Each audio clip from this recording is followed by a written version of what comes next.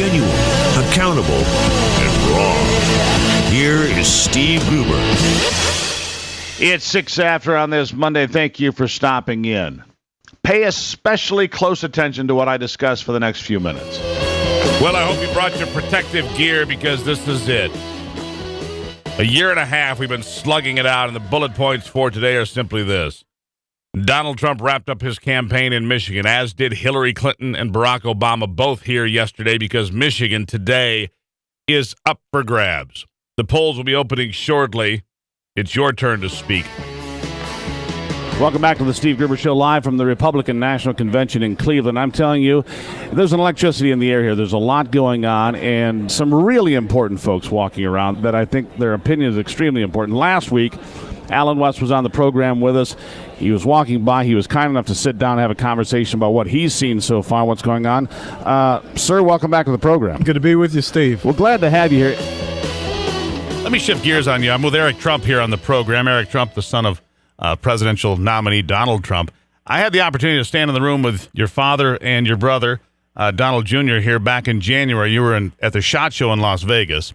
And I stood there and listened to you guys talking about it. And you talked about your grandfather taking you and your brother, out shooting and hunting. And I've seen some really good safari pictures, by the way, in Africa. I've hunted Africa myself, and I think it's great fun. But the more important thing here, the Second Amendment, because some people are concerned that your father might not have the dedication to the Second Amendment that he should. But I think he's got two very strong advisors on either side of him and your brother. What do you say about that? Senator Scott Brown is a guy that I respect, but for a reason different than most. I respect you because you were the one guy driving a pickup truck to work when everybody else is driving cars or getting rides in. I like a guy that drives a pickup truck. We're kind of, I guess, kindred spirits in that way. Senator Scott Brown, welcome to the program. Thank you. I still have that truck. It's got 345,000 miles of GMC Canyon. Go figure. There's a theme here that, that the government, that Hillary Clinton is getting away with something. And frankly, why wouldn't we believe that after what we saw happen? Her reckless, careless handling of emails, and yet no charges.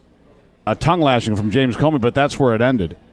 But my next guest has taken a deeper look into the Democratic Party for years now, and he paid a price for it.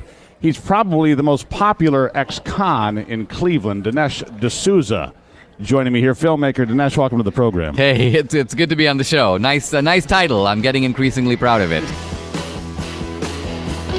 Lieutenant General Michael Flynn. General, welcome to the program.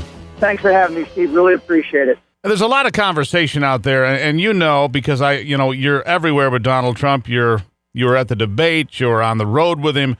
You know him when the door closes where the rest of us can't see.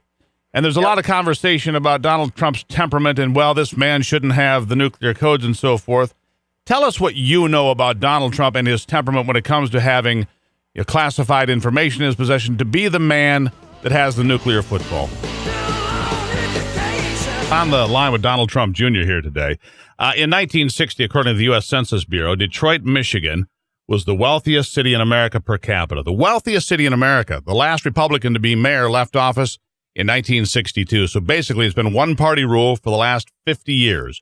And we see where Detroit is. So when your father goes into Detroit and says, listen, the policies aren't working, it's pretty easy to illustrate. And it's not just Detroit. It's Cleveland. It's Chicago. It's Pittsburgh. It's Baltimore. It's all over this country. 100%. I mean, if you look at, where left-wing policies have gotten the people who are loyalist left-wing voters, you'd almost, if you were an alien from outer space, you'd say, I don't get it. What's wrong? By the way, I've heard you for a long time, and you're a man of common sense. You get it. Mr. Trump, I greatly appreciate your time. I wish you the best of luck, and I look forward to actually talking to you again as the president-elect. Because I hear Washington is wonderful in January. Donald Trump, I couldn't say thank you enough. It's been an honor, and thank you, sir.